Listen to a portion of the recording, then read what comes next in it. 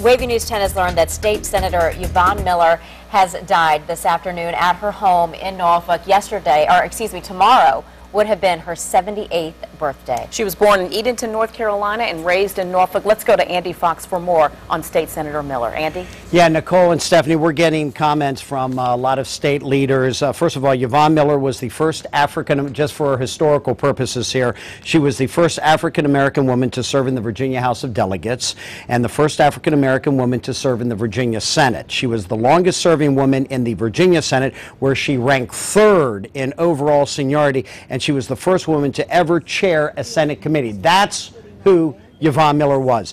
This from Congressman Bobby Scott. Yvonne spent her life devoted to Virginia's children and youth. She began a long-time career in education, teaching in the then segregated Norfolk Public Schools. Later, she joined the education faculty at Norfolk State, becoming a professor and head of the Department of Early Childhood and Elementary Education. Yvonne was also a tireless advocate for reforming the way Virginia handles crime, introducing legislation on after-school programs for at-risk youth and gang prevention, child-friendly visiting rooms and correctional facilities, and restoration of voter rights for nonviolent felons. This from Governor Bob McDonnell.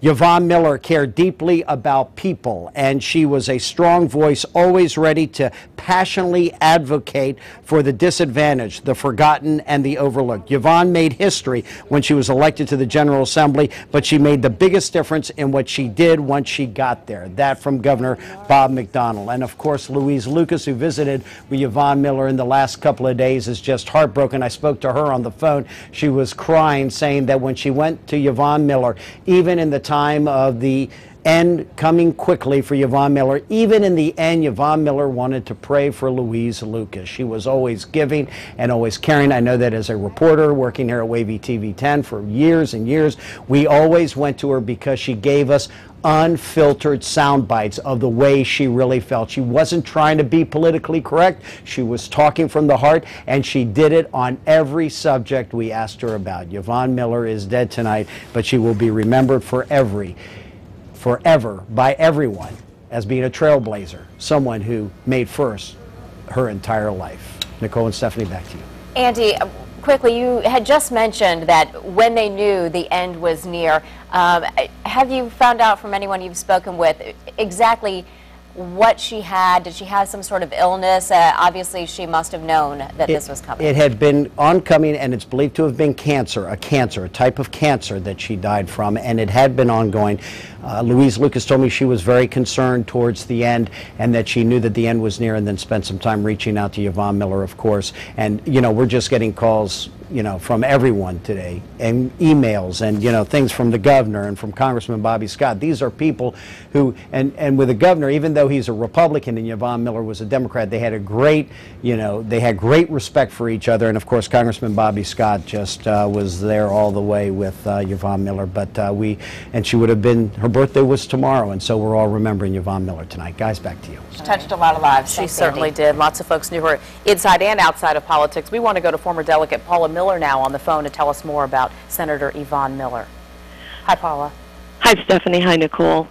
Yes, Norfolk and the 5th District has lost a giant, but not just the 5th Senate District, but the entire Commonwealth, because, as you just heard Andy say, she truly was phenomenal, a person who was passionate about politics, passionate about the underprivileged, really had a real feel for the educational issues in the Commonwealth.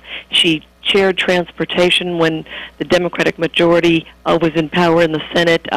She, of course, was very powerful, longest-serving female in the Senate. I mean, just speechless when we all learned today. I mean, we knew that she was ill, as Andy said. She had been suffering with cancer. I saw her in mid-May, and she looked incredible. And so I was a little bowled over when I learned that she went so quickly. Yeah, I think the last time I saw her was in April, and I felt the same thing because I had heard people talking about her being ill, but then I thought, well, this must not be true because she did look fairly well. And Paul, I know you, outside of politics, you were a news reporter for a long time, so you worked with her a lot then, right? Yes, and she did, as Andy said. He hit the nail on the head when he said she gave you that unfiltered soundbite, and that was something that, you know, was we appreciated her candor and her honesty. I did as a reporter and as a colleague working with her. You know, every female colleague she met in Richmond, she'd call them gorgeous. Hey, gorgeous. You know, she just had that a passion for life, and she had that positive outlook. She fought to the bitter end for the restoration of voting rights. It was something she felt extremely strongly about, and she just will never be forgotten because she was such a trailblazer and truly beloved, not only in the 5th District, but in the whole Commonwealth. Consummate professional, but Paula, personally, any stories that you remember fondly of Ms. Miller? You know, I do, and this is something she was fighting for me right to the end. As you probably know, I lost my seat through redistricting recently, and I remember her standing up at a meeting, and she was defending me and saying how hard they had to work in the session because they couldn't lose me, and that was just so Yvonne, fighting, as Andy also said, about praying for Louise. That's how she was. She had others on the front burner. She was always fighting for other people and not worried about Yvonne. And you talk about her saying, hey, gorgeous. I think she was always gorgeous. She had the cutest suits, and her hair always looked so good. We're looking at video of her right now, and she does. She just looks beautiful. And she did. She looks, I think that's caught us all by surprise, especially when we learned recently that she was not doing well, because when I just last saw her outside at an event in May, she looked terrific.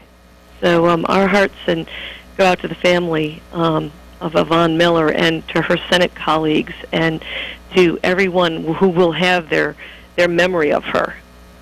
All right, Paula Miller, thank you so much for joining us this evening to share some of your memories of Senator Yvonne Miller. Thanks.